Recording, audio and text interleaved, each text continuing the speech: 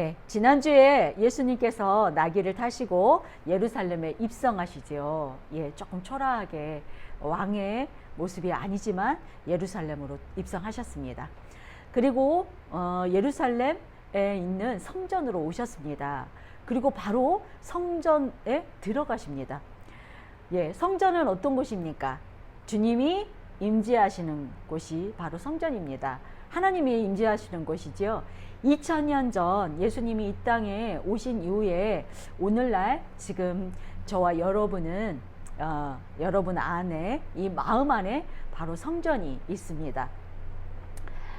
자, 만약 여러분 마음에 예수님이 안 계신다면 지금 바로 예수님을 초청하는 이 시간이 되시기를 소망합니다. 자, 오늘 본문에서는 아직 구약 시대에서부터 이어져 오던 회막과 예루살렘 성전의 시대입니다. 그래서 혹시 여러분은 마음 가운데 교회가 성전이라고 생각하시는 분들도 계실 것입니다. 교회를 성전으로 생각한다면 아마도 교회에 모이는 것이 더 성스럽고 더 어쩐지 더 이렇게 더 잘 모여지지 않을까 이런 생각도 듭니다. 하지만 교회라는 건 그 건물만으로는 하나님의 임재가 이루어지는 것이 아닙니다. 오늘 본문에 성전에 하나님께서 임재하신다고 하셨는데 그 성전에 하나님이 임재하고 계신 모습인가요? 오늘 본문에서? 예, 오늘 본문에서는 하나님이 계시지 않는 것처럼 보입니다. 예, 말라기 1장에 보면은 하나님은 이스라엘 백성들이 너무 헛되이 이렇게 제사 드리는 것을 마음 아파하시면서 그래도 다시 하나님의 이름, 내 이름을 위하여 너희를 깨끗게 하리라 이렇게 말씀, 언약을 주시고 이 말라기 이후에는 약 400년에서 450년이라고 하죠. 이 동안 하나님의 말씀이 없으시고 침묵하셨습니다. 하나님의 임재가 이렇게 건물에 항상 있었다면은 예루살렘 성전 그곳에 임재하지 않을 리가 없었는데 왜 하나님이 계시지 않았을까요? 예, 아마도 형식적인 제사와 또 성전에 오면은 한번 제사 드리고 이렇게 가는 것으로 나의 하나님께 드릴 나의 할 일은 다 했다고 여기는 그 당시에 이스라엘 그 민족들 또한 그 당시뿐만 아니라 오늘 우리가 교회를 다니고 있는 그리스도인들도 마찬가지지요. 그런 사람들이 많습니다. 이렇게 일주일에 한 번 교회에 나와서 예배드리고 이것이 우리 하나님께 할 일을 다 했다고 이렇게 여기고 다시 세상에 나가서 하나님이 없는 것처럼 이렇게 제 마음대로 살아가시는 것을 너무 싫어하셨기 때문입니다. 그런데 그래도 하나님이 약속하신 대로 메시아 예수님을 보내시고 친히 예수님이 성전이 되게 해주셨습니다. 그리고 이렇게 십자가에 예수님이 돌아가실 때 성소와 지성소에 있는 휘장이 찢어짐으로 더 이상 건물에 구애받지 않고 예수님이 믿는 우리가 성전이 되게 해주셨습니다. 할렐루야이지요.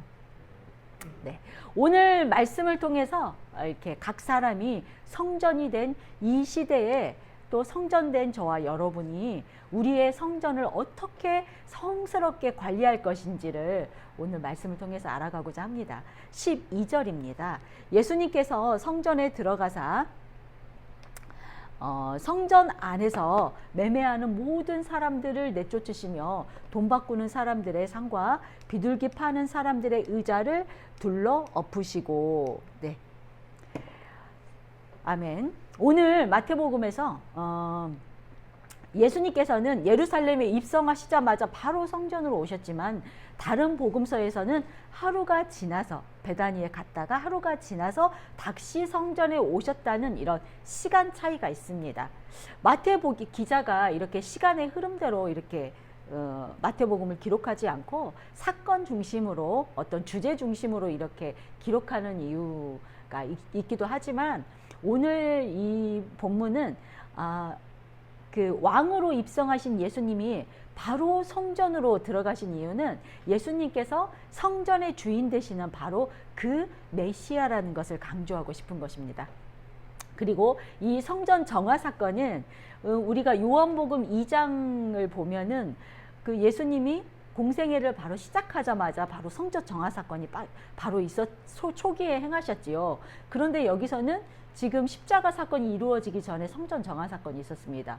이게 뭐 그 시간차가 있는 것이 아니라 예수님이 공생애 시작하실 때 성전 정화를 한번 하셨지만 그렇게 성전 정화를 했는데도 여전히 또 이렇게 시간이 지나고 나서도 또 이렇게 성전이 그대로인 것을 보시고 다시 성전 정화하셨던 것으로 보입니다. 그래서 이 성전 정화 사건은 예수님이 2번 하셨던 사건이라고 합니다. 예, 오늘 성전 안에서 매매하는 사람들이 있습니다. 성전 안에서 매매를 하다니 이거는 있을 수 없는 일이지요. 예, 이곳은 헤롯 대왕이 세운 제3성전입니다. 그래서 그곳에는 이방인의 뜰이 있었는데요. 이곳에서 지금 매매가 이루어지고 있는 것입니다. 원래 그 성전 안에는 뭐 이렇게 이방인들이 들어갈 수 없고 좀 이렇게 그 어떤 유대인들에게만 허락된 곳이었는데 이제 헤롯 선전 이렇게 들어오면서 이렇게 이방인들도 들어가고 그랬던 것 같습니다. 예, 매매가 일어나게 된 상황은 이렇습니다. 유월절, 지금 유월절을 앞두고 있지요. 그래서 유월절을 앞둔 이 사람들이 이 큰 절기를 두고서 전국과 외국 곳곳에서 많은 유대인들이 예루살렘으로 들어오고 있습니다. 하나님께 이제 제사를 드리기 위해서 오기 때문에 양이나 소나 어떤 가축을 이렇게 끌고 와야 합니다. 그런데 그 가축, 이런 동물들은 흠이 없는 동물들로만 하나님께 제사를 드려야 하지요. 그런데 오다가 이렇게 다치거나 상처가 나게 되면은 그 동물은 쓸 수가 없기 때문에 예루살렘에서 새로운 동물을 이렇게 사야 합니다. 그런데 대제사장들이 이렇게 보고 흠이 있다고 판결이 되면은 그거를 쓸 수가 없죠. 그래서 동물을 다시 사야 합니다. 그래서 성전 안에서 이렇게 흠 없는 깨끗한 동물을 준비해 놓고 그거를 팔기 시작했습니다. 그렇게 처음에는 이렇게 어떤 좋은 뜻으로 시작됐을지도 모르겠습니다. 그렇지만 이렇게 시간이 많이 지나면서 이 성전에서 사지 않는 동물로는 이제 제사를 드릴 수 없게 되었습니다. 그리고 또 산비둘기 같은 이런 제물은 하나님이 이렇게 정말 가축이나 이런 것도 드릴 수 없는 가난한 사람들을 위해서 만드신 법이시지요. 그런데 이 산비둘기마저도, 이런 비둘기마저도 당시 시세보다 80배나 더 비싸게 팔았다고 합니다. 그러니 돈이 없으면 하나님께 예배조차 드릴 수 없는 상황이 벌어지고 있는 것입니다. 또 성전세도 우리가 이렇게 내게 되지요. 이것들은 어떤 이렇게 환율이 있습니다. 이 로마 이 드라크마와 이렇게 성전에서 내야 할 이 세겔의 이 성전 환율이 있는데 이 환율도 터무니없이 높이 잡아서 바꾸었기 때문에 정말 돈이 없는 사람은 제대로 예배조차 드릴 수 없는 그런 상황이 된 것입니다.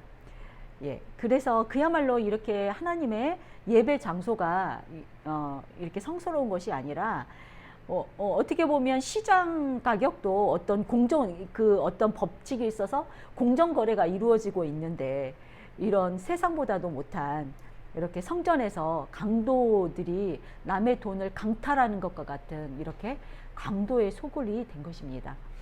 예, 오늘 본문에 나오는 이 6월절에 약 300만 명이 모였다고 합니다. 그러니 생각해 보십시오. 얼마나 많이 장사가 잘 되고 또 수입이 많았겠습니까? 한번 상상해 보십시오. 여러분들이 만약 내 집에 들어갔는데 내 집이 강도의 소굴로 변한 것을 보면 여러분은 어떻게 할 것 같습니까? 예, 불을 확 질러도 화가 풀리지 않을 것 같은데 예수님은 자신의 집이 이렇게 강도의 소굴로 변한 것을 보고도 예수님의 분노는 온유하시기만 합니다. 예, 요한복음 2장에서 예수님은 이런 선전 정화 사건에서 먼저 동물을 쫓아내기 위해서 그 새끼줄을 꼬아서 새끼줄을 만듭니다. 예, 그런 장면이 나오는데 화가 나는데 여러분은 화 나신 적 없습니까? 속에서 분노가 올라오거나 막 이게 우리가 뭐라고 그러죠? 뚜껑 열리는 그런 사건이 발생했을 때 앉아서 이렇게 새끼줄을 꽂는다는 게 이게 말이 되는 상황입니까? 이거는 분노했다고 화가 났다고 할 수 없겠지요.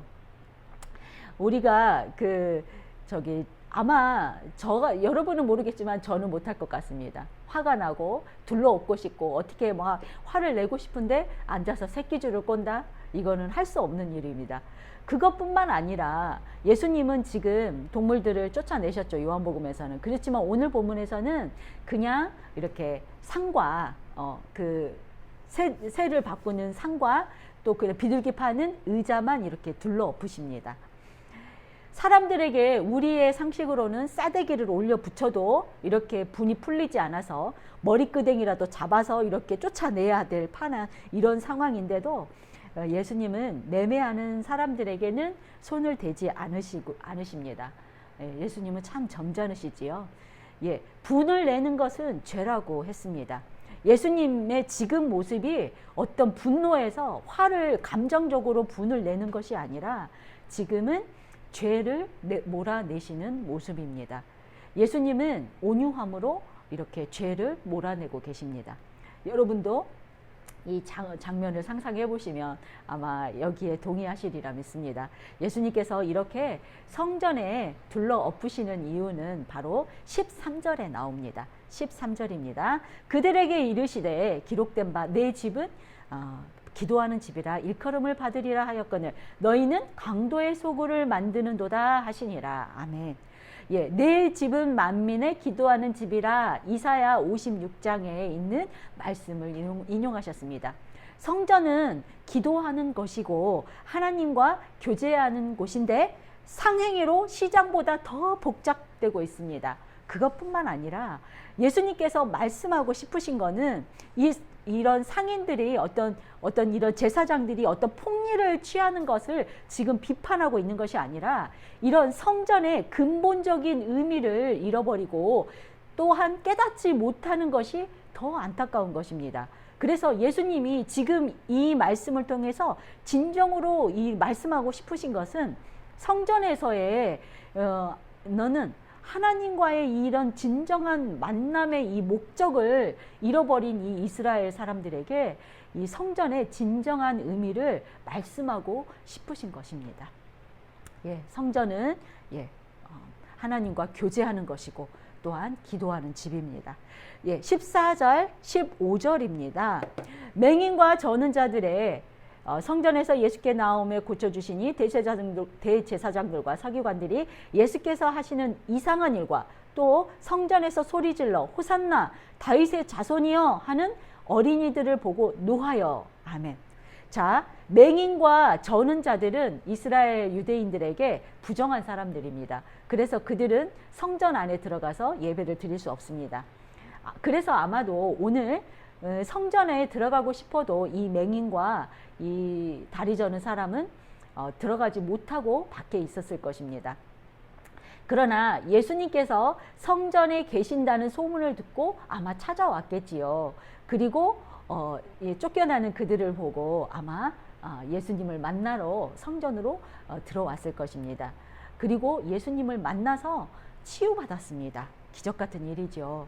이 강도의 소굴로 변했던 성전이 예수님으로 인해서 치유의 장소가 된 것입니다. 성전은 예수님이 진정한 어떤 자리를 찾으셨을 때 바로 이러한 역사가 일어납니다. 지금 우리의 몸이 성전이듯이 우리의 몸도 예수님이 진정으로 우리 안에 계시다면은 이런 놀라운 역사가 일어날 것이라 믿습니다. 자, 이렇게 기록한 사실은 이러한 사실이 예수님이 메시아 되심을 분명하게 나타낸다고 할 수 있습니다. 이 맹인과 저는 자의 치유 장면이 또한 마태복음에서만 기록하고 있습니다. 이 성전에서의 치유는 어떤 메시아적 예수님의 어떤 극적인 표현이라고 하겠습니다. 그런데 이렇게 분명하게 보이는 이 메시아 예수님의 놀라운 기적과 같은 이러한 역사를 보고도 대제사장들과 서기관들은 예수님께서 메시아 되심을 인정하고 싶지가 않습니다. 그래서 예수님께서 하시는 일을 이상한 일로 봅니다. 그리고 아이들이 예수님을 계속해서 호산나 다윗의 자손이여 이렇게 친송하고 있는 장면을 봅니다. 그러자 그들은 예수님이 어린아이들이 호산나 다윗의 자손이여 라고 이렇게 칭송하는 말에 분노합니다. 그리고 예수님께 따집니다. 16절 예수께 말하되 그들이 하는 말을 듣느냐. 예수께서 이르되 그렇다. 어린 아기와 젖먹이들의 입에서 나오는 찬미를 온전하게 하셨나이다 하는 함을 너희가 읽어본 일이 없느냐 하시고. 아멘. 자, 그들이 하는 말을 듣느냐, 이 말을 제가 어떤 제 방식대로 직역을 해보았습니다. 예수야, 다윗의 자손이라는 말은 메시아라는 말인데 어린아이들이 이렇게 말하는 것을 그냥 내버려 두느냐. 어린아이들을 혼내서 그렇게 말하지 못하게 해야지, 이런 뜻입니다. 왜 이렇게 말합니까? 이들은 예수님을 메시아로 인정하지 않았기 때문에 이러한 친송을 받는 것은 신성모독이라고 생각했기 때문에 이렇게 예수님한테 이렇게 따지는 것입니다. 예, 아직도 메시아임을 못 알아보는 것이지요. 그러자 예수님께서 대답하십니다. 그렇다. 내가 바로 칭송받을 그 메시아가 맞다라는 말씀입니다. 그리고 이어지는 예수님의 대답은 더 놀랐습니다. 그런 어린아이와 젖먹이들의 입에서 나오는 찬미를 온전하게 하셨나이다. 이 말은 시편 8편 8절 2편에서 8편 2절에서 인용한 말입니다. 그 당시 어린아이는 온전한 그 사람으로 인정하지 않았던 시대였죠. 그러나 그 어린아이와 젖먹이들과 같이 이렇게 부족하고 연약한 이런 찬양일지라도 만물의 창조주로 인해서 그 연약한 입술의 친송마저도 온전하게 만들었다는 말입니다. 예수님이야말로 우리의 연약하고 부족한 우리의 찬양일지라도 온전하게 찬양 받으시는 분인 줄 믿으시기 바랍니다. 예, 우리는 어린아이와 같이 순수하게 주님만을 찬양해야 하겠습니다. 주님께서 온전하게 받아주실 줄 믿습니다. 아멘. 자, 17절입니다. 그들이 떠나 성 밖으로 베다니에 가서 거기에 유하니라. 아멘. 예, 성전에서의 이 모든 일들과 대제사장들과 서기관들의 논쟁을 더 이상 하지 않고 예수님은 그들을 떠납니다. 여기에 떠나에 해당하는 헬라어 카탈리포는 사람이나 장소를 떠난다는 그 말을 할 때 쓰이는 말인데요. 여기에서는 그들을 떠난다고 하지요. 사람들을 떠날 때의 의미는 그냥 그 물리적으로 그 사람들을 떠난다는 것이 아니라 그 사람과의 단절을 의미한다고 합니다. 그러므로 이렇게 대제사장과 서기관들을 떠난다는 이 말의 의미는 그 단순한 의미를 넘어서 그들과의 완전한 단절을 의미합니다. 예수님께서는 더 이상 그들과의 어떤 인격적인 관계도 원치 않으신다는 말이 되겠습니다. 예, 저와 여러분도 대제사장과 서기관들과 같이 예수님을 몇 번을 만나도 알아보지 못하고 결국 예수님은 우리를 떠나지 않도록 우리 깨어서 조심해야 하겠습니다. 예, 여기까지가 오늘 본문 간략하게 말씀 토파보기를 해보았습니다. 이제 오늘 제목에 뭐였죠? 성전된 우리들이었죠. 다시 한번 성전에 대해서 말해보겠습니다. 구약시대의 성전은 우리의 죄를 사함받고 하나님을 만나는 장소였고 우리의 삶을 돌보시는 하나님께 감사의 제사를 드리는 곳이었습니다. 예, 지성소에 하나님이 계시기 때문에 함부로 아무나 들어갈 수 없고 만약 죄가 있는 상태로 들어간다면 바로 죽임을 당하는 장소였습니다. 중요한 것은 성전은 하나님이 거하시는 성스러운 곳이기에 죄가 있을 수 없고 하나님과 만나는 장소였다는 것입니다.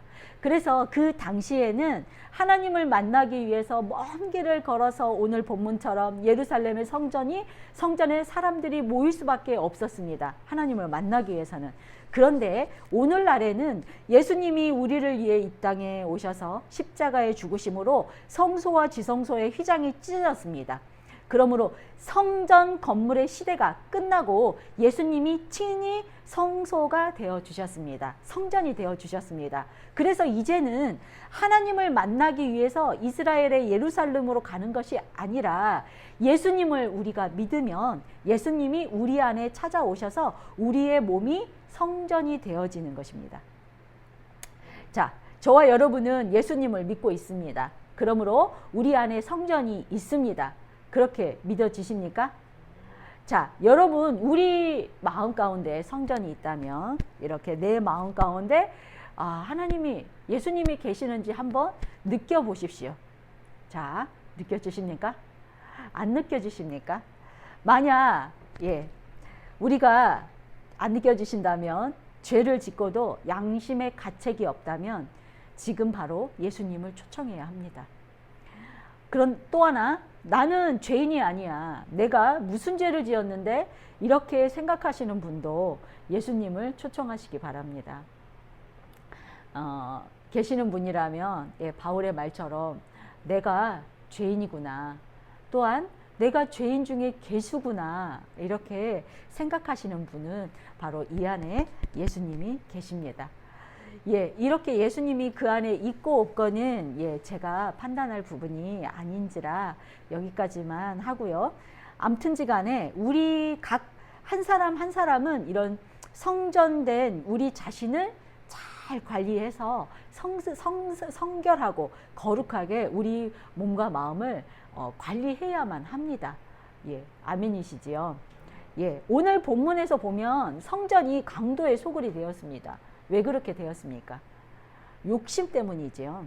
종교 지도자들의 이권 다툼으로 그 당시에 대제사장직은 경련제로, 올해는 누구, 그 다음 때는 누구, 이렇게 경련제로 사두개인과 바리새인들 중에서 한 사람씩 돌아가면서 임명되었다고 합니다. 왜 그랬겠습니까?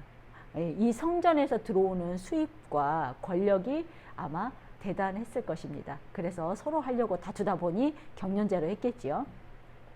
오늘 본문에서 성전을 더럽히는 원인이 바로 이런 탐심이었고 욕심이었습니다. 이런 욕심과 탐심은 우리 인류가 생기기 시작하면서부터 들어온 최초의 죄된 마음입니다. 아담과 하와도 그 마음 가운데 하나님과 같이 되고자 하는 어떤 욕심으로 인해서 처음 죄를 짓게 되었지요. 이렇게 욕심과 탐심은 우리 모든 죄의 근원입니다. 예수님께서도 이렇게 성전을 더럽힌 대제사장과 이렇게 그 서기관들을 떠났던 이유가 무엇입니까? 그들이 욕심과 탐심으로 인해서 하나님을 보지 못하고 알아보지 못하고 여전히 죄 가운데 자기의 입속만 차리는 이유가 있었기 때문에 하나님은 그들을 떠나게 됐습니다. 그래서 우리들도 바로 오늘 본문을 통해서 우리가 배워야 할 것이 이것입니다. 인류 최초부터 이렇게 죄를 지었던 우리의 죄된 마음, 욕심으로 인해서 더 이상 죄를 짓지 않아야 합니다. 그래서 우리에게 이런 일이 일어나면 안 되겠지요. 만약 그 대제사장과 서기관들이 하나님과 함께하고 하나님을 만났더라면 그들은 그렇게까지 계속해서 타락하지 않았을 것입니다. 그들의 마음에 탐심이라는 이런 것은 어떤 우리가 눈에 보이는 돈이나 돈에 대한 욕심과 또한 그 명예에 대한, 자신을 내세우려는 명예에 대한 욕심 때문에 죄 가운데 있었지요. 그래서 하나님과는 깊은 교제를 할 수 없었고 하나님이신 예수님을 알아보지도 못했습니다. 바로 직접 눈앞에 있었는데도 못 알아봤지요. 그렇기 때문에 우리는 어떻게 해야 하겠습니까? 우리 안에 이런 탐심과 욕심은 물론 죄가 없어야 우리 마음 가운데 성전을 깨끗하게 관리할 수 있습니다. 죄는 어떤 것입니까? 탐심, 시기, 질투, 분쟁, 수군거림, 또 분당 짓는 것, 술 취함, 방탕함, 음란, 호색, 무지, 또 무자비함 등등 이렇게 우리가 겉으로 짓는 죄와 우리 안에서 올라오는 죄 등이 우리가 셀 수 없이 수도 없이 많습니다. 그저 우리가 숨쉬고 살아가는 것이 우리는 하나님을 만나지 않으면 다 죄 가운데 살아간다고 하겠습니다. 그런데 우리가 이런 죄를 짓지 않기 위해서 어떻게 해야 할까 하는데 우리 스스로 이런 죄를 물리칠 수가 없다는 것이 우리의 또 하나의 문제입니다. 우리가 죄가 없어야만 하나님과 함께 거할 수 있고 우리의 성전이 거룩할 수 있고 하나님 그곳에 계실 수 있는데 우리가 우리의 능력으로 우리 스스로 이런 죄들을 물리칠 수 없다는 것이 우리의 문제입니다. 그래서 우리는 어떻게 해야 합니까? 네, 하나님을 만나는 것이 하나님을 우리 마음 가운데 좌정하시게 하는 것이 우리의 목적이지요. 네, 예, 제가 어떤 인간의 죄 중에서 아까 탐심, 욕심 또 이런 것을 이렇게 말하다가 돈에 대해서 얘기하려고 합니다. 우리는 돈을 너무 좋아합니다. 우리 인간들 돈 너무 좋아하지요. 그래서 돈은 많을수록 좋다고 생각하는 우리들 아닙니까? 그래서 더 많은 돈을 벌기 위해서 이런 비윤리적이고 비양심적인 일도 서슴지 않습니다. 돈을 위해서라면 그것에 양심의 가책을 느끼지 않습니다. 그것을 볼 때 돈을 위해서 얼마나 애를 씁니까? 그런 것을 볼 때 참 인생이 불쌍하고 안쓰럽습니다. 또한 또 우리 가운데 어떤 죄의 어떤 근본 중에 하나는 우리 스스로 잘나서 무엇이 된 것처럼 하는 것, 교만이 또 가장 큰 죄이지요. 교만이 있기 때문에 시기, 질투, 어떤 수군거림들 이런 것들도 다 이렇게 파생돼서 나오지요. 또 이런 것들로 인해서 우리가 이렇게 우리 안에서 올라오는 죄들, 은밀한 죄들도 얼마나 많이 짓습니까? 그 죄 가운데 있는데 우리가 현실적으로 볼 때 이 마귀 권세가 다스리는 이 세상 안에서는 우리가 하나님의 이런 성결하고 거룩한 마음을 갖기가 너무나 힘듭니다. 그래서 우리가 이 죄를 물리칠 수 있는 방법이 우리에게 없다는 것을 인정하는 것이 첫 번째 우리가 하나님을 만날 수 있는 방법입니다. 그렇다면 우리가 이 죄 가운데 빠져나올 수 없기 때문에 우리는 어떻게 기도해야 합니까? 우리를 불쌍히 여기시고 우리를 긍휼히 여기시고 만나 주십시오 하는 하나님께 올리는 그런 순수한 기도가 먼저 나와야 합니다. 그러면 긍휼에 많으신 하나님은 우리를 찾아와 주십니다. 우리가 하나님을 찾아갈 수 없기 때문에 우리는 기도하고 하나님이 우리를 찾아와 주시기를 이렇게 기다려야 합니다. 인내로. 예, 이것이 두서없이 말씀드렸지만 제가 이렇게 말씀을 놓쳐서 두서없이 말씀드렸지만 저희의 요지를 정리하자면 이렇습니다. 저와 여러분, 성전된 저와 여러분은 우리의 몸은 성전입니다. 그래서 성전은 거룩해야 하고 더럽히지 말아야 하고 거룩하게 우리가 관리를 해야 합니다. 그러므로 우리의 성전을 더럽히지 않기 위해서는 우리가 처음 말한 탐심, 어떤 돈을 사랑하는 마음, 또 어떤 우리의 교만을 버려야 합니다.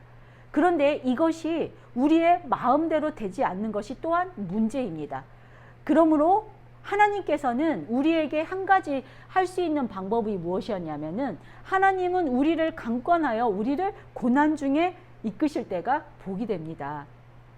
하나님만을 바라보아야만 살 수 있기 때문에 우리가 그 상황 가운데 있을 때는 감사해야 합니다. 오늘 본문의 맹인과 다리 저는 자와 같이 하나님만 바라보아야만 살 수 있는 그런 위치로 낮아져야 합니다. 그래야 이런 낮아진 현실이 하나님을 볼 수 있고 낮아진 현실이 바로 복이 됩니다. 예, 그러나 이렇게 또한 너무나 가난해서 스스로는 벗어날 수 없기 때문에 겸손할 수밖에 없는 상황이 될 때, 또는 병이 들어서 스스로 나을 수 없기 때문에 겸손할 수 없는 상황이 될 때 우리는 감사해야 하겠습니다. 이렇게 하나님이 강권해서 하나님만 바라보는 이렇게 현실이 우리 모두에게 있는 행운은 아닙니다. 그래서 우리가 할 수 있는 두 번째 할 수 있는 일은 우리가 할 수 있는 노력을 하는 것인데요. 그 노력은 바로 예배, 말씀, 기도, 섬김, 전도 등 이런 은혜의 수단이라고 하죠. 이런 것들로 우리가 노력을 해야 합니다. 그런데 이런 우리가 노력한다고 해서 우리가 하나님을 스스로 만날 수 있나요? 그거는 아닙니다. 이렇게 우리가 노력을 한다 할지라도 우리에게는 하나님을 만날 만한 능력과 힘이 없습니다. 그렇다 해도 자비와 긍휼의 하나님을 바라보며 나아갈 수밖에 없는 것이 우리의 현실이지요. 그렇지만 우리는 언젠가는 이렇게 나아갈 때 하나님께서 만나 주실 것을 믿기 때문에 믿음으로 나아가는 것입니다. 사랑의 하나님은 우리의 이런 노력을 긍휼한 마음으로 바라봐 주시고 꼭 만나 주시리라 믿습니다. 믿으십니까? 예, 믿으십시오. 믿음을 더하여 주실 것입니다. 믿음이 바로 능력입니다. 네, 지금 정리해 보겠습니다. 지금 우리의 성전은 어디에 있습니까?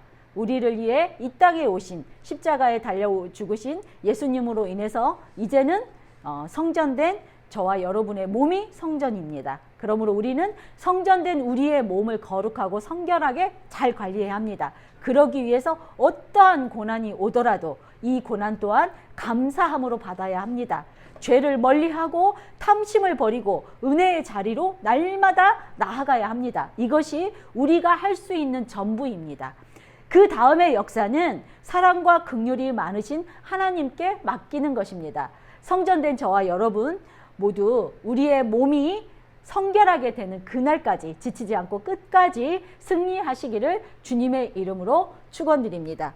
찬양하고 기도하겠습니다.